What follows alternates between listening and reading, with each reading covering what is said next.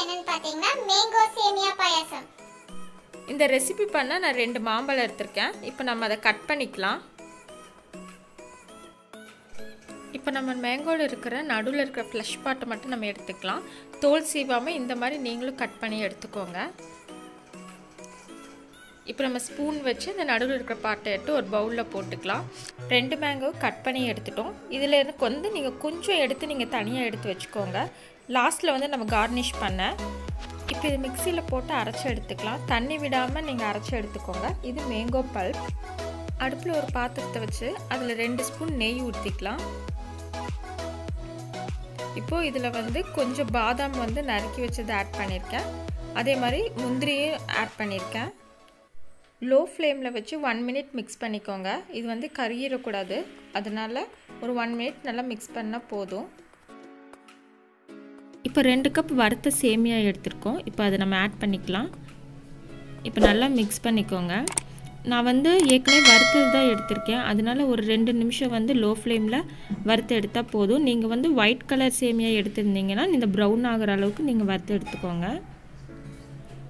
இப்போ வறுத்து எடுத்தாச்சு. இப்போ இதில் வந்து நம்ம 750 ml வந்து மில்க் ஆட் பண்ணிக்கிறோம். இப்போ நல்லா மிக்ஸ் பண்ணிக்கோங்க.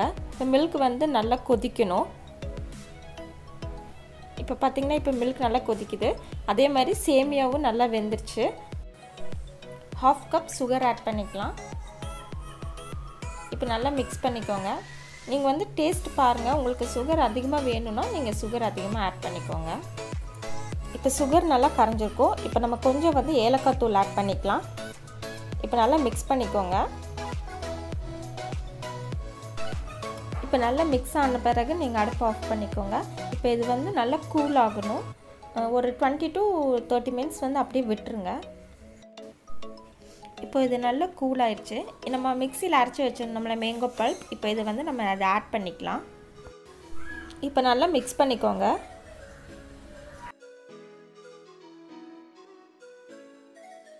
இப்போ நல்லா மிக்ஸ் பண்ணியாச்சு.